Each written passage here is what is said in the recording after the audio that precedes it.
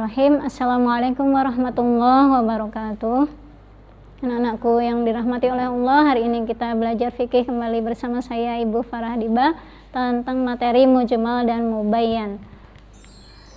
Yang pertama pembahasan tentang mujmal, yaitu lafadz yang tidak diketahui atau yang global umum, tidak terperinci dan rancu, itu artinya secara bahasa. Kemudian menurut istilah adalah lafadz yang belum jelas maknanya, maksudnya itu apa belum diketahui sampai ada keterangan lain yang menjelaskannya. Nah itu jadi mujmal itu masih belum jelas ya, jadi membutuhkan penjelas atau mubayyan.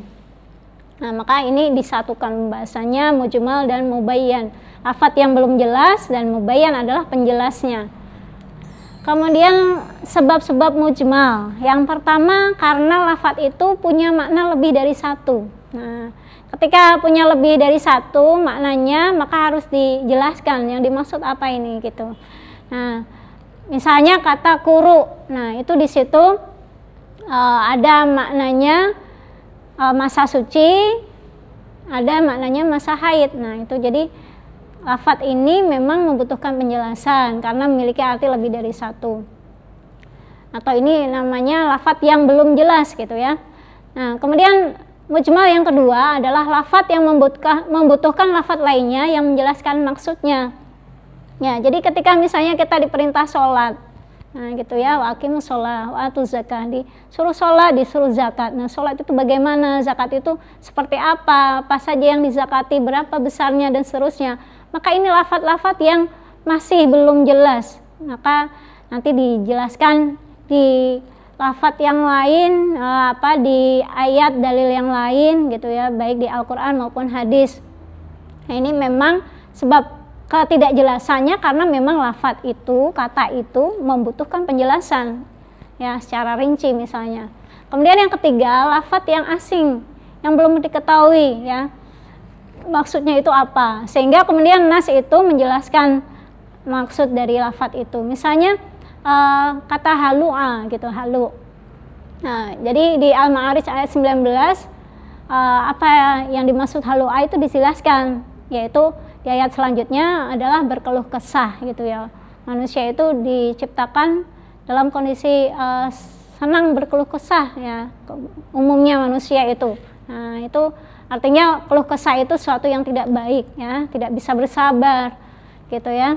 Nah ini jadi tiga sebab lafadz itu dianggap tidak jelas ya.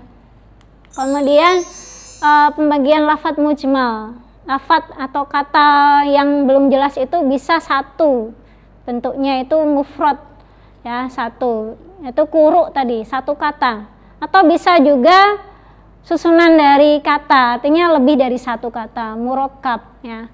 Misalnya di sini yang satu kata tadi wal mutallaqatu yatarabbasna bi anfusihinna salasata quru. Nah, quru itu satu kata. Sedangkan yang illa ayyafuna ayyafwalladzi au ya'fwalladzi biadihi uqdatun nikah, yang saya garis bawahi adalah uqdatun nikah, itu terdiri dari dua kata. Jadi itu murakkab atau susunan kata. Nah, jadi bentuknya lafadz mujmal itu tidak selamanya yang disebut kata itu harus satu kata, bisa jadi lebih dari satu kata. Kemudian hukumnya mujmal. Mujmal tadi kan lafadz yang belum jelas maksudnya gitu ya. Nah, itu bisa ditemukan di dalam Al-Quran maupun di dalam hadis.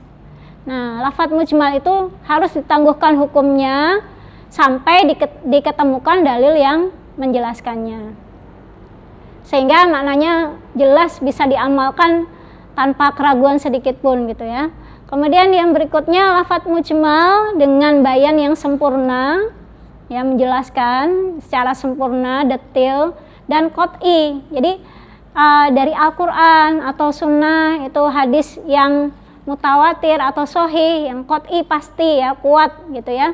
Nah maka lafadz itu tergolong mujmal mufassar, yaitu mujmal tapi sudah ditafsirkan atau dijelaskan. Contohnya apa? Tentang perintah sholat, puasa, zakat, haji, maka lafadz-lafadz itu sudah dijelaskan secara jelas, gamblang di Al-Quran dan lebih khusus lagi di dalam hadis. Maka itu namanya mujmal mufassar yang sudah ditafsirkan atau dijelaskan.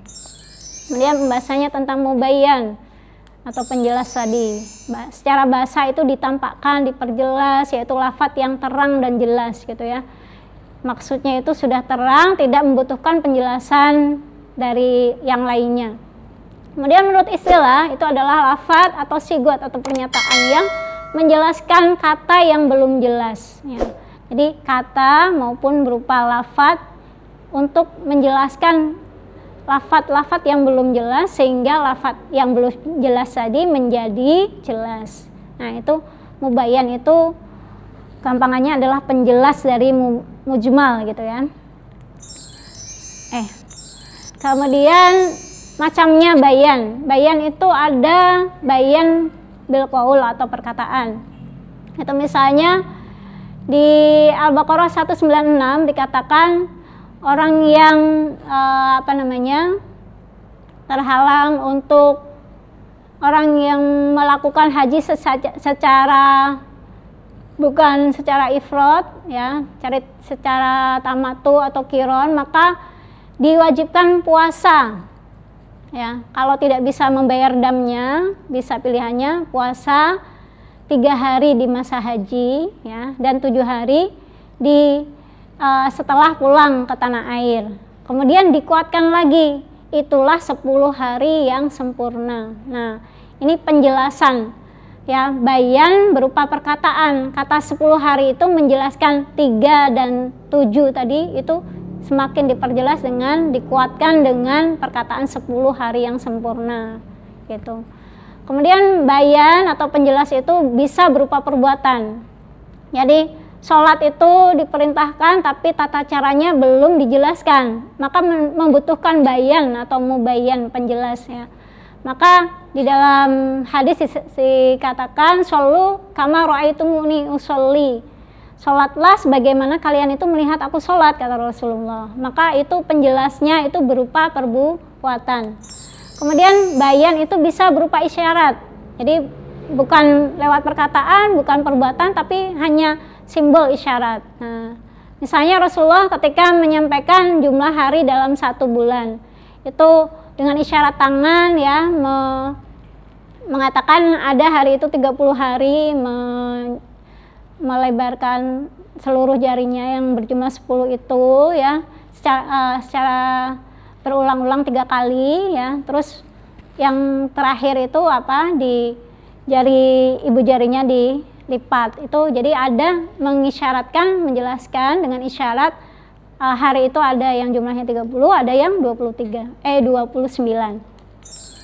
Kemudian bayan dengan meninggalkan sesuatu. Jadi misalnya Rasulullah ketika setelah makan dari sesuatu yang dimasak dengan api, maka beliau langsung sholat tanpa memperbaharui wudunya. Jadi itu menjelaskannya itu lewat meninggalkan sesuatu, jadi tidak melakukan wudu lagi gitu ya. Nah, kemudian demikian juga ketika daging biawak ya, meninggalkan makan daging biawak tapi membiarkan yang lain. Nah, itu namanya penjelasan dengan meninggalkan sesuatu yang bersifat mubah gitu. Kemudian bayan dengan diam. Nah, misalnya ketika ada kisah Uwaimir bin Al-Ajlan, yaitu Rasulullah itu ditanya mengenai istrinya yang selingkuh gitu. Nah, Rasul hanya diam saja. Nah, maka ketika itu penjelasannya hanya diam sampai diturunkan ayat yang menjelaskan tentang perintah li'an ya. Jadi kemudian Rasul mendatangkan setelah turun ayat itu istri dari Uwaimir itu, dan Uwaimir atau Abu Darda itu didatangkan dua-duanya kemudian saling mengucapkan sumpah li'an. Nah, begitu penjelasan mengenai mujmal dan mubayyan. Semoga anak-anakku bisa memahami dengan baik. Billahi taufiq wal hidayah. Wassalamualaikum warahmatullahi wabarakatuh.